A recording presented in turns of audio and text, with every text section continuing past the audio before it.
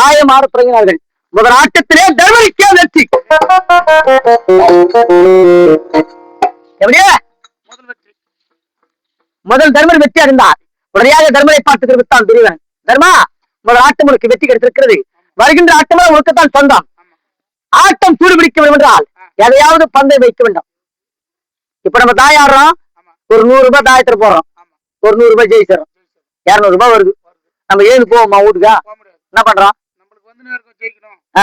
இதுதான் நப்பாசை, பேராசை, இதுதான் நஷ்டம்.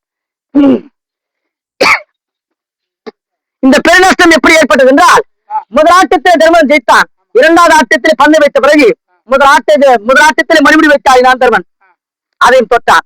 இரண்டாவது நகரபுஜம், மூன்றாவது மார்பதக்கம், நாடு ராஜ்யம் 38 அறிவுரிமை பறித்துக் கொண்டான் துரியோதனன். 38 அறிவுரை பறித்துக் கொண்டான். தம்பிமார்கள் நாடு ராஜ்யம் 38 அறிவுரை பறித்துக் கொண்டான். கடைசி முறையாக விட்டது அத்தனை மீட்க வேண்டும் என்று நான் தொட்டு தாலி கட்டி மணியாக விளங்கக்கூடிய பத்திரி பாவை என்று சொல்லக்கூடிய திரௌபதியை கொண்டு வந்து பந்தை வைத்தாடினான் தர்மன். ஆமா, அதையும் தோற்றான் தர்மன். எது? உடனடியாக துரியோதனன் பார்த்து தர்மனை பார்த்து சிரித்தான். தர்மா, இனிமேல் உனக்கு பந்தய பொருள் கிடையாது. துரியோதனன் நினைத்தது நடந்துவிட்டது. நம்மை பார்த்து கைத்தட்டி நகர்த்தாள் திரௌபதி. இப்பேற்பட்ட திரௌபதியை பந்த வைத்து ஆடிவிட்டான் தர்மன். இனிமேல் நம் ராஜ்யம் என்று நினைத்தான் துரியோதனன். களிச்சாட்டம் ஒரு வாய்ப்பு கொடுத்தான் துரியோதனன். தர்மா, களிச்சாட்டம் ஆடலாம். ஆட்டத்தில் நீ வெற்றி பெற்றால் விட்டது அத்தனை உனக்கு சொந்தம். ஒருவேளை தோற்று விட்டால் இந்த துரியோதன கட்டளை மேற்கொள்ள தெரிவித்தான். தம்பிவார்களை தோற்று விட்டோம், மணியை தோற்று விட்டோம். கடைசி ஆட்டம் ஆடினார்கள். கடைசி ஆட்டத்திலே தர்ம தோல்வியடைந்தார். தர்ம தோல்வியடைந்த உடனே 12 வருட வனவாசம், ஓரண்டு அஜ்ஞாதவாதம், நீங்கள் கானகத்தை கடித்தவர்கள் கட்டளையிட்டான் துரியோதனன். யாரு? கட்டளையிட்டான். அப்பொழுது என் மனிதாக விளங்கக்கூடிய பத்திரி பாவை என்று சொல்லக்கூடிய திரௌபதியாக மற்றவை பாரா சபையை நிறுத்தி துரியோதனுடைய தம்பி துச்சோதனை அழைத்து வந்து மான பங்கம் செய்தான். துச்சோதனன் மானத்தை காப்பாற்றினான். என் மாவனாக விளங்கக்கூடிய மாயக்கண்ணன். மாயக்கண்ணன் இல்லை என்றால் எங்களுடைய திரௌபதியாக மானத்தை காப்பாற்றிக்க முடியாது. அப்பேற்பட்ட திரௌபதி மானத்தை காப்பாற்றிய பிறகு 12 வருட வனவாசம், ஓரண்டு அகதி நாங்கள் கனகத்தை கழித்து வந்தோம். கழித்து ஒரு நேரத்தை 10வது வனம் பேரண்டபுரம். எது? 10வது வனம் பேரண்டபுரம். பேரண்டபுரத்தில் நாங்கள் பாயத்தை வைத்தோம். அடி வைத்த பிறகு தார் பாயங்கள் இருந்த அந்த காடாகப்பட்டது பச்சை பசுமையாக மாறியது. பார்த்தால் பின்தொடர்ந்து வந்தால் எங்கள் பாட்டனாக விளங்கக்கூடிய வேதிவாசர் உங்கள் நாடாகப்பட்டது பச்சை பசுமையாக மாறி இருக்கிறது என்னவென்று பின்தொடர்ந்து வந்தார்கள். தர்மனை சந்தித்தார். தர்மா, நீங்கள் ஏன் கனகத்தில் இருக்கிறது தெரிவித்தார். சூரிய என்று சொக்கட்ட மாறினோம். நாடு ராஜ்யம் மத்தியும் பறிப்பது. ஆகையால் 12 வருட வனவாசம், ஓரண்டு கழிக்க வேண்டும் என்று தெரிவித்தார். தர்மா, என்றைக்காவது ஒரு நாள் போர்க்களம் ஒன்று ஏற்படும். நீங்கள் வெட்ட நாட்டை மீண்டும் பெறணும் என்றால் 60 அடி கம்பம் வெட்டி அதன் மீது ஒரு ஊசி நாட்டி அதன் மீது ஒரு எலுமிச்சை வைத்து அதன் மீது ஒரு கொட்டை பக்க வைத்து அதன் மீது ஒற்றைக்கான என்ற தவம் இருந்தால் வெட்ட நாட்டை நீங்க மீண்டும் பெறலாம். இந்த தவத்தை யார் செய்யணும்? யார் சொன்னது? யார் சொன்னதுன்னு? என்ன பேப்பர்ல? நான் போய் இந்த மரம் ஊசி பாக்கு மொத்த கொட்டு போட்டு என் வயிற்றுக்கு நான் எப்படி யாருமாடா எனக்கு நான் வரப்போறேன். இது மாதிரி போட்டா வந்தீங்க. அப்படி இந்த தவத்தை முடிப்பதற்காகவே தேவனால் முடியாது, தர்மனால் முடியாது, நகரம் சகாதனால் முடியாது. ஆனா அடைபடுத்தாற்றால் மகனாட்டுமே முடியும் தெரிவித்தார் என் பாட்டன் வேதவேசர். உடையாக சன்னியாசியார் ரோபம் கொடுத்து உடையாக தவத்திற்கு சென்றேன். தவத்தை செய்து கொடுக்கிறது 1000 விடிய ஒன்றாக சேர்த்து ஒரே இடியாக இடித்தான் இடிமன்னன். 1000 விடிய ஒன்றாக சேர்த்து ஒரே இடியாக இடித்தான் இடிமன்னன். இறுக்கி பிடித்த நாட்களிலே இடிமன்னனை. அப்படியே இறுக்கி பிடித்த நாட்களிலே இடிமன்னனை உடையாக மேகராஜன் தெரிவித்தான். ஐயனே, என் மகனை விட்டுவிடு. நீ யார் ஒன்று கற்ற தலைவர் இருக்கின்றான். பிறக்க போவதோ கலி உலகம். இனிமேல் இந்த இடியாகப்பட்டது பாமர மக்கள் மீது விழுந்தால் பாமர மக்கள் தாங்க மாட்டார்கள். பஞ்ச பாண்டவர் ராஜாக்கள் பெயர் ஒழித்தால் இந்த இடியாகப்பட்டது 7 காலத்திற்கு அப்புறமாக தெரிவிச்சு. இப்ப இடி விழுந்தா என்ன சொல்றாங்க? அந்த வார்த்தை பெற்று வந்தது அற்புதன். அதன் பிறகு 5 வயது குழந்தையாக இருந்தாலும் மெல்லியாகப்பட்டவள் 5 வயதிலே மின்னலிலே நான் மாலை சூட்டி விட்டேன். ஆமா, இப்படிதான் மின்னலியை நான் தாலி கட்டிருந்தேன். அவன் 5 வயசு குழந்தையா இருக்கும் பொழுது தாலி கட்டி விட்டேன் மின்னலிக்கு. அதன் பிறகு தவத்தை முடித்து வரும் பொழுது உலகத்திலே கிடைக்காத அதிசய பிறவியாக நான் பிறந்தேன். எப்படி அதிசயமான பிறவி எப்படின்னா உடனடியாகவே பார்வதியும் பரமசிவனும் எனக்கு இருவரும் காட்சியளித்தார்கள். என் தவத்தை மெச்சி பரமசிவன், அர்ஜுனா உன் தவத்தை நான் மெச்சினேன், இதோ பாசு பதக்கம் எனக்கு பாசு பதக்கத்தை கொடுத்தார். பாசு பதக்கத்தை கொடுத்த உடனே என் 32 அழகை பார்த்து மதிமலையினால் பார்வதி, யாரு 32 அழகை பார்த்து மதிமலையினால் பார்வதி. அப்பொழுதே பரமசிவன் நினைத்தார், கட்டிய கணவன் பக்கத்தில் இருக்கும் பொழுது பார்வதியாகப்பட்டவர் அதனுடைய 32 அழகை பார்த்து மதிமலையினாலே அவனும் மாநில பிறவி, நாமோ தெய்வப்பிறவி. எப்பொழுது 32 அழகை பார்த்து மதிமலையினாலோ பார்வதி, என்றைக்காவது ஒரு நாள் இந்த அர்ஜுனுக்கு 32 அழகிலே ஓர் அழகு குறைய வேண்டும் என்று சாபம் கொடுத்தார். யாரு? ஈசன் சாபம் கொடுத்தார். அந்த சாபம் இதுவரை எனக்கு பலிக்கவில்லை.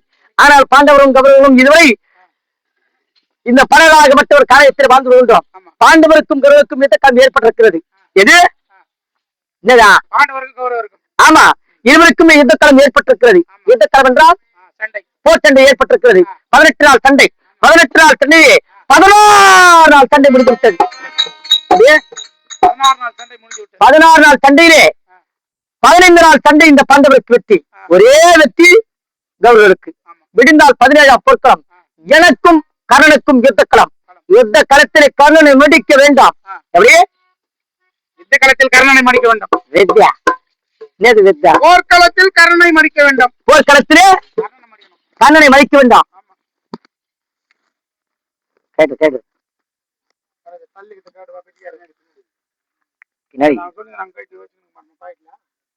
அப்படியா?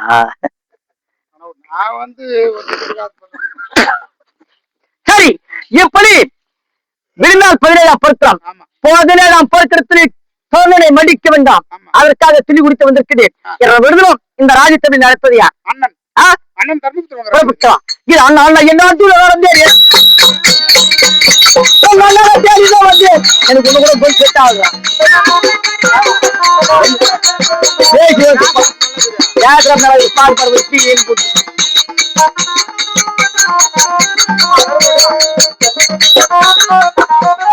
அண்ணா தர்மநந்தனா,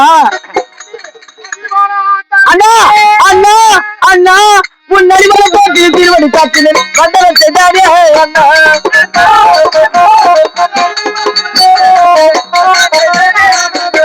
என்னை வாட்டு வாரம்மா நிற்பாய் வல்லமையனாதி என்ன. அண்ணா அண்ணா உன் நடிமல போட்டு திருவடி காட்டினேன் வந்தவன் செய்தாரே அண்ணா. அண்ணா, இந்த ராஜ்யசபையே என்னை அழைத்தது ஒரு காரணம் என்ன?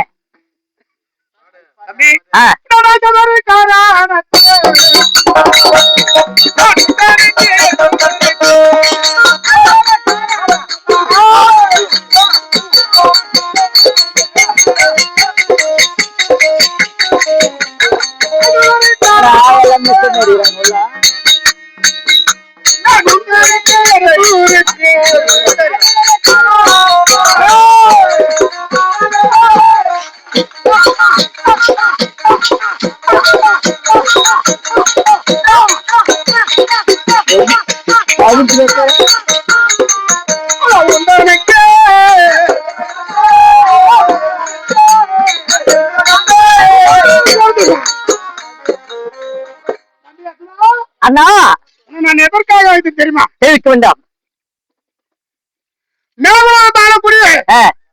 மின்னலோடி மாதிரி 5 வயதில் திருமணம் செய்து விட்டேன். சரி, இப்பொழுது மின்னலோடி மாதிரி தந்தையிடத்தில் கணவர் யார் என்று கேட்கவும் கணவராச வந்து விட்டதாம். இப்போது நீ இல்லாத சென்று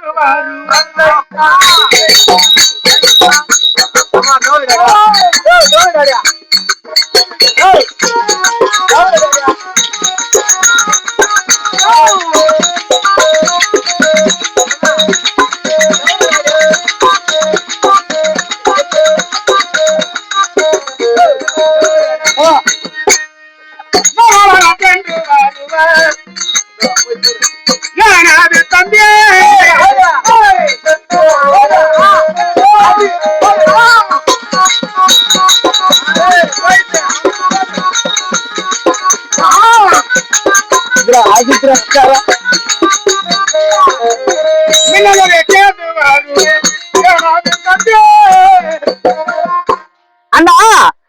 மின்னலையே சேர்ந்து விட்டு வருவது தெரிவிக்கின்றாயே அண்ணா ஒன்பது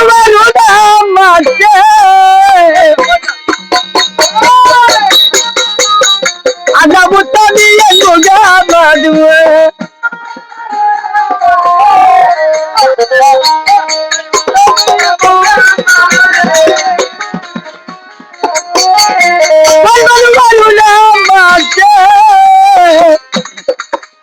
அந்த முத்தமிழ் முகமது